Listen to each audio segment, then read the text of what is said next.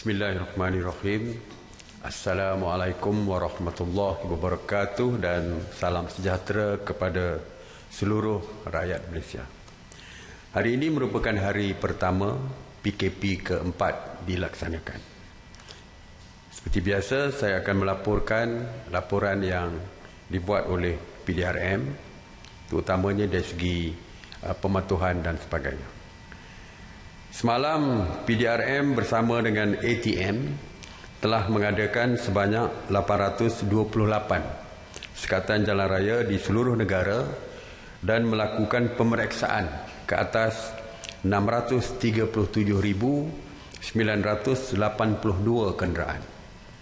Sebanyak 37,753 pemeriksaan mengejut telah diadakan di seluruh negara dengan sebanyak 6,669 premis telah diperiksa.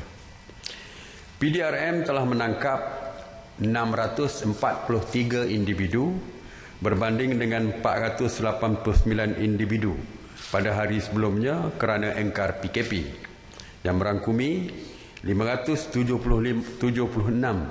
individu yang direman dan 67 individu diberikan jaminan polis. 947 individu telah dituduh di mahkamah di atas kesalahan engkar PKP. Jumlah tangkapan kumulatif engkar PKP sehingga semalam adalah seramai 21,749 individu. Mengenai ops sanitasi awam di bawah kawal selia KPKT sejak 30 Mac 2020 telah melakukan sebanyak 4,764 operasi sanitasi termasuk di 12 zon merah dan sebanyak 8,445 premis kerajaan, premis perniagaan dan kawasan awam telah disanitasi.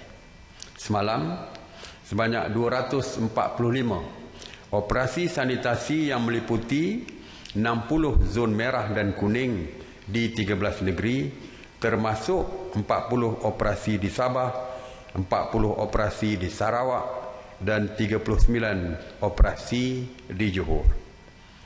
Semalam, ops sanitasi merangkumi 34 bangunan kerajaan, 22 tempat awam, 65 pusat perniagaan dan 6 pasaraya. Mengenai pengurusan pusat kuarantin, sejak 29 April 2020, sebanyak 226 pusat kuarantin telah beroperasi berbanding dengan 225 pada hari sebelumnya, yang mana 17,440 individu sedang menjalani proses kuarantin wajib. Semalam, seramai 838 rakyat Malaysia telah pulang ke tanah air dan telah dikuarantin secara wajib. Seramai 24,323 rakyat Malaysia yang pulang dari luar negara telah dikuarantin wajib sejak 3 April 2020 dan sejak 17 April 10,291 individu telah selesai menjalani tempoh kuarantin wajib dan dibenarkan pulang.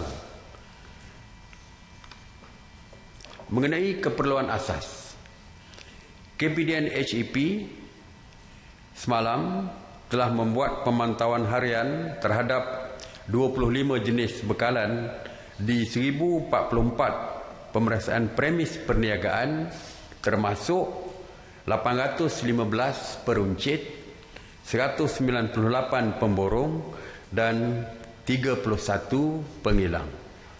Secara keseluruhannya, bekalan barangan keperluan adalah mencukupi dan mampu untuk menampung keperluan dalam negara yang berterusan dan mudah diperolehi.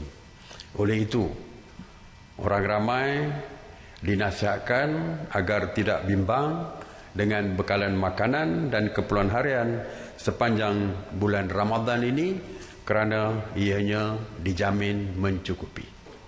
Cuma jika ada peningkatan harga dan sebagainya, sila laporkan kepada KPDN HEP.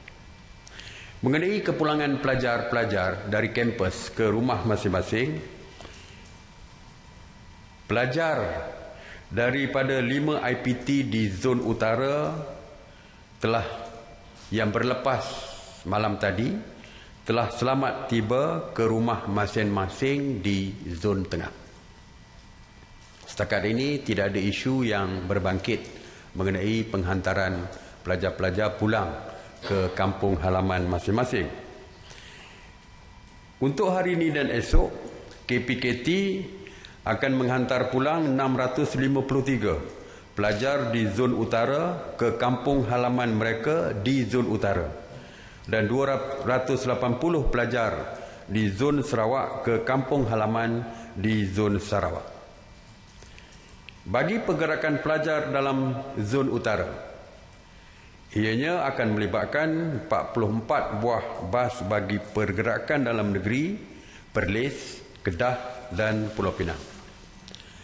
Pelajar-pelajar di UiTM, UUM, Politeknik dan IPTS di zon utara akan bertolak pada jam 2 petang dan pelajar dari USM akan bertolak pada jam 9 malam. Dan yang bertolak petang dijangka tiba sebelum waktu berbuka.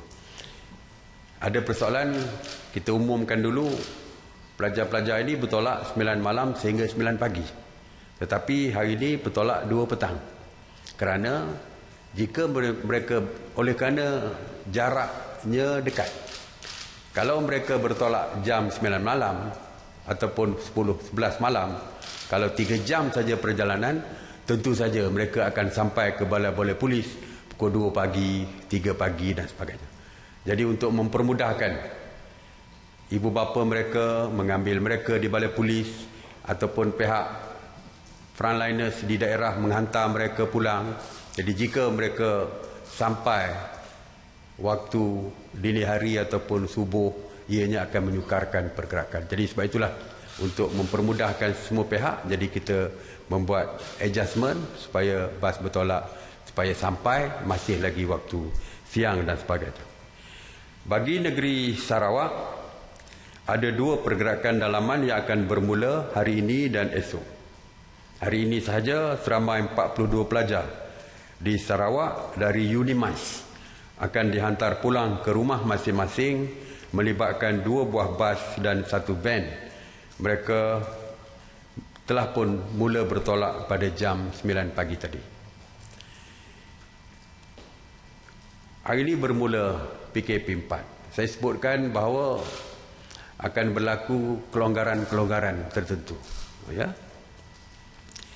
Sebelum itu saya ingin maklumkan bahawa peraturan pencegahan dan pengawalan penyakit berjangkit dan juga langkah-langkah di dalam kawasan tempatan jangkitan nombor 4 2020 telah pun diwartakan dan berkuat kuasa 29 April hingga 12 Mei. Saya perjelaskan ini kerana di bawah PKP yang lepas ada seorang peguam, kalau tak silap saya, menulis mengatakan bahawa PKP tidak diwartakan. Saya nak maklumkan bahawa setiap PKP, daripada PKP pertama, kedua, ketiga dan 4 pun kita kerajaan mewartakan.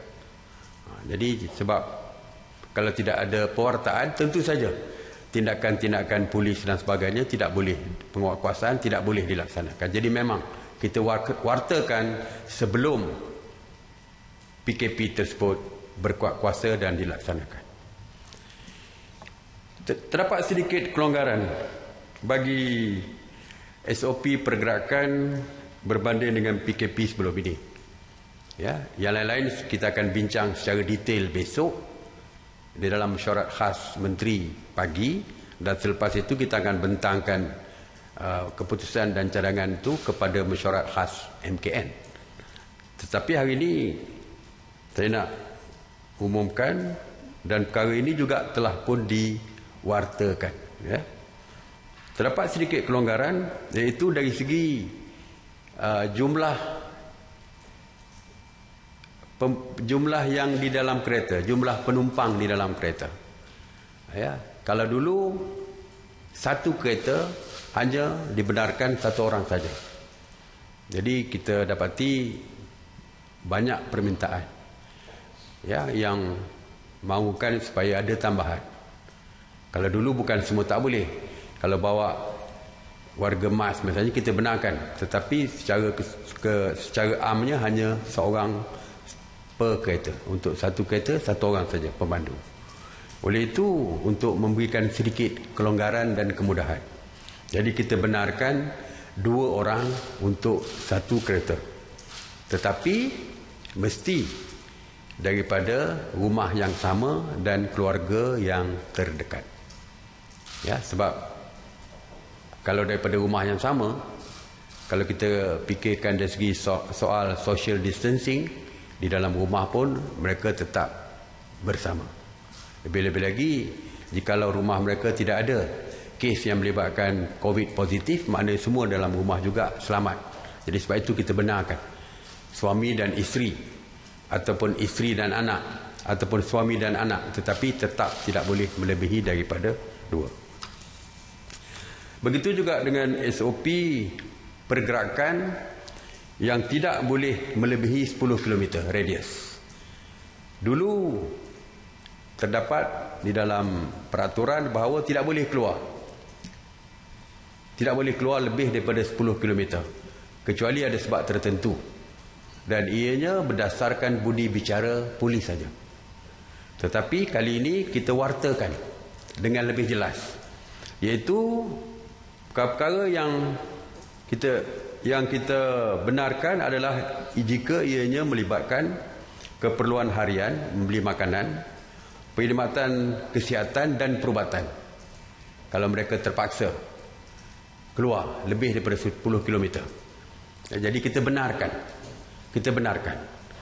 Katakan dia sakit, nak pergi ke klinik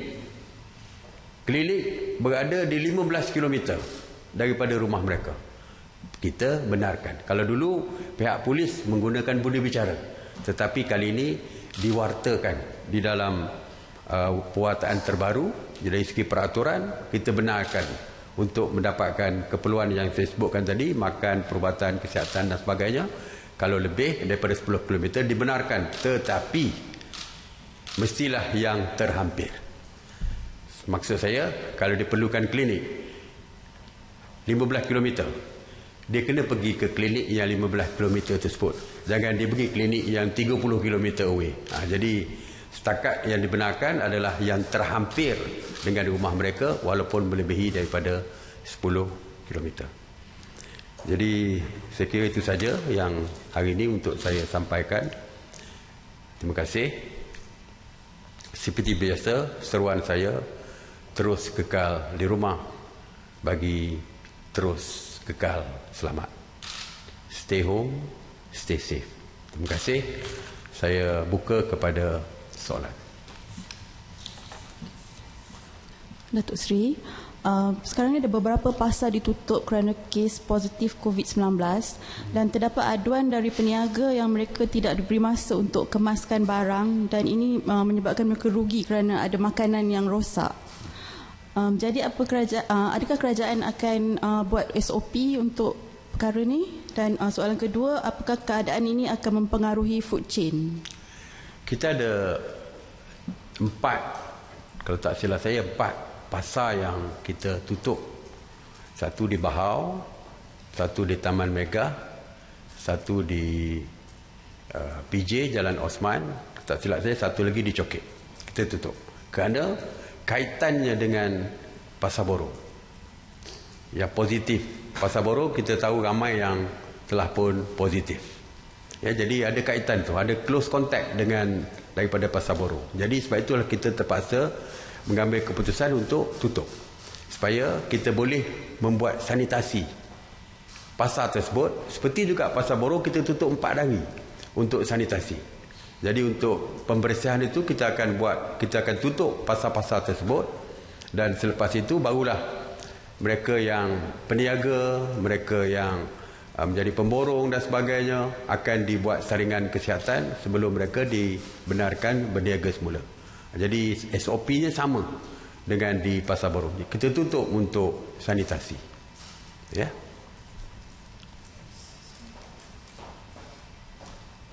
Sri Roslina Ali bernama 23 Kuching Belari. Saya kemukakan 2 soalan untuk Datuk Sri. Baik, soalan saya yang pertama. Kena jawab pantun ni. Ya, Datuk Sri. Yang pertama, warganet sedang mempersoal kenapa ada perbezaan dari segi hukuman ke atas mereka yang melanggar PKP.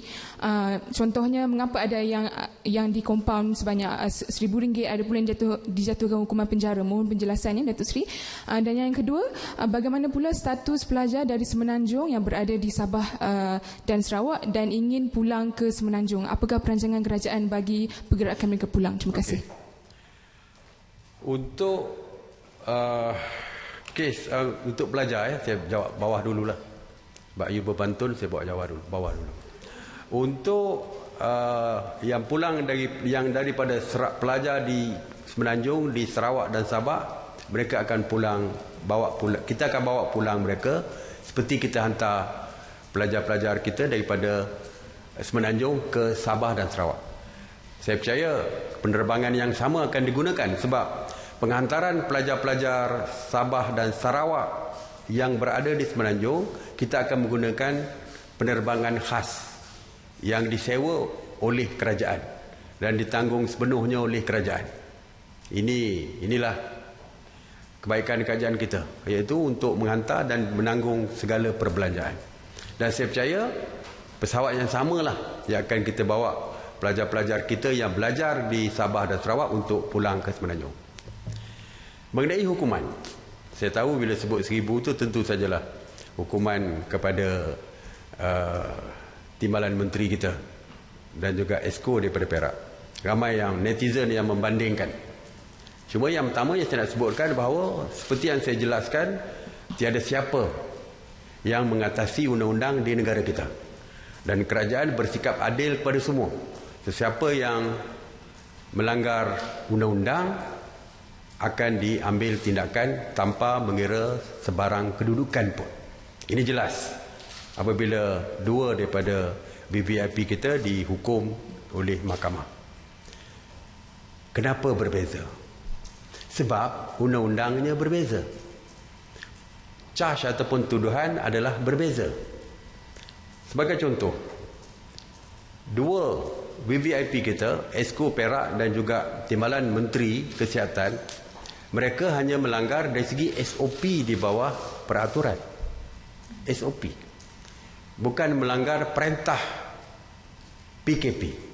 Sebab saya dah sebutkan bahawa wakil rakyat merupakan individu yang dibenarkan untuk bertugas sewaktu PKP. Mereka jaga kepentingan rakyat mereka di bawah. Jadi tentu saja mereka mesti dibebaskan untuk bergerak untuk memberikan bantuan dan kebajikan kepada pengundi-pengundi ataupun rakyat di bawah. Jadi mereka dibenarkan. Tetapi kerana kesalahan mungkin dari segi penjarakan sosial dan sebagainya, dari segi SOP, maka mungkin tindakan dikenakan. Tetapi tindakan mereka dikenakan di bawah Akta 342 saja. Yang hukumannya di dalam akta tersebut RM1,000 misalnya, maksimum dari segi denda.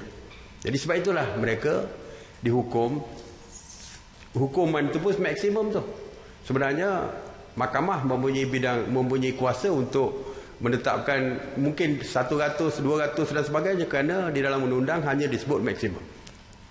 Kesalahan-kesalahan saya dah pernah sebutkan bahawa ramai yang dipenjara bukan kerana kesalahan di bawah PKP semata-mata, tetapi kesalahan-kesalahan lain di bawah kanun keseksaan. Sebagai contoh, yang ditangkap kerana menghalang tugas penjawat awam.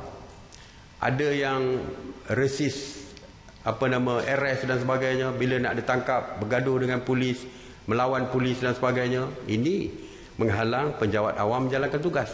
Ada yang melanggar sekatan jalan raya. Kita dengar baru ni dalam media, sampai anggota polis tu patah kaki dan sebagainya kerana dilanggar oleh mereka yang cuba merempuh sekatan polis. Jadi bermakna yang dipenjara tu bukan hanya PKP, bukan kerana melanggar SOP. Yang dipenjara tu kerana kesalahan lain yang melibatkan kanun keseksaan dan sebagainya. Jadi sebab itulah hukumannya berbeza. Bukan kerana ada 2 darjat dan sebagainya seperti yang cuba digambarkan oleh ramai di luar sana. Ya? Okey.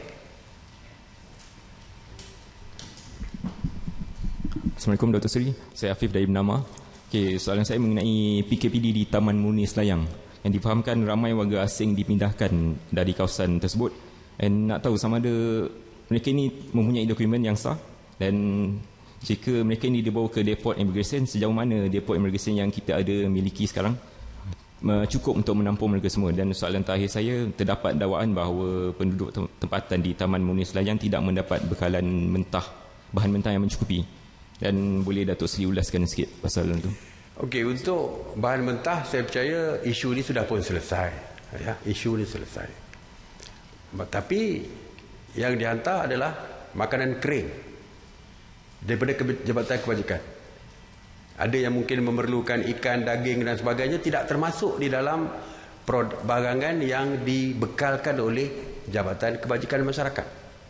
Saya difahamkan di Selayang ni NGO pun ramai yang menghantar makanan dan sebagainya. Jadi sudah tidak timbul isu yang berkaitan dengan tak cukup bekalan makanan. Tetapi kalau mereka nakkan makanan yang lain, nak kek dan sebagainya di bulan puasa ni, mungkin of course JKM tidak hantar ataupun tidak bekalkan. Tetapi basicnya seperti di tempat-tempat lain, di PKPD yang lain, basic makanan, beras dan telur dan sebagainya memang telah pun dihantar. Dan saya rasa tidak ada isu lagi, kerana seperti saya kata, bukan JKM saja yang menghantar ni, ramai yang menghantar.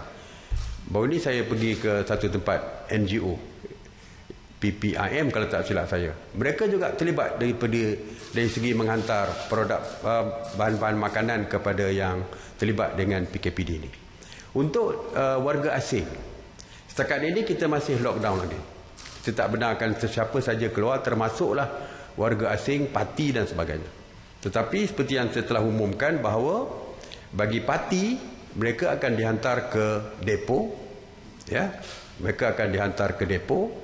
Dan kita juga menyediakan penjara khas yang saya sebutkan ada 11 yang telah diwartakan. Jika depo tidak mampu menampung, kita akan tempatkan mereka di penjara-penjara khas di bawah KDN ini. Jadi kita dah ada ready dengan persediaan untuk menghantar parti-parti ini. Okey. Assalamualaikum Datuk Seri, saya Noayati Muhammad Ahir dari Bernama. Datuk Seri, soalan-soalan saya hari ini mewakili suara dan keluhan ibu bapa berkaitan taska ataupun pusat asuhan kanak-kanak. Soalan yang pertama, sebagaimana kita tahu, hari ini PKP 4 hari pertama, semua sektor ekonomi tambahan bermula hari ini. Jadi apa yang ibu bapa mengeluh adalah tak ada tempat untuk hantar anak-anak sebab taska tutup lagi hari ini. Soalan yang kedua, semalam ada laporan akhbar mengenai terdapat ada taska yang masih lagi minta yuran, untuk mana ibu bapa masih lagi kena bayar yuran untuk walaupun tak hantar anak ke taska. Okey, kita pun faham ada ibu bapa yang bekerja, tak ada siapa yang menjaga anak mereka di rumah. Dan perkara inilah yang akan kita bincangkan besok untuk kita keluarkan SOP yang lebih detail. Saya dah katakan semua kementerian terlibat di dalam mencadangkan SOP di bawah kementerian mereka, dan besok kita akan bincangkan secara detail termasuk isu tadika dan sebagainya. Ya, kita tunggulah selepas kita luluskan nanti. Alright? Okey, Tok Sri, ini berkaitan dengan geng kontraktor. Adakah kerajaan bagi kelonggaran untuk geng kontraktor ni perbarui lesen berkaitan memandangkan tak ada projek sepanjang tempoh PKP ni? Itu saja. Okey, itu saja. Dan saya pun nak jawab pendek saja ya. Malam ini jangan lupa menonton televisyen kerana ada interview khas dengan Menteri Kerja Raya Datuk Seri Fadilah Yusof untuk memberikan penjelasan detail mengenai pembinaan ini, sektor pembinaan ini malam ni. Jadi saya harap rakyat di luar sana yang ingin mengetahui tentang SOP dan sebagainya berkaitan dengan sektor pembinaan, maka tunggulah malam ini yang akan diterangkan oleh Yang Berhormat Menteri Kerja Raya. Terima kasih sekali lagi. Oh, ada lagi?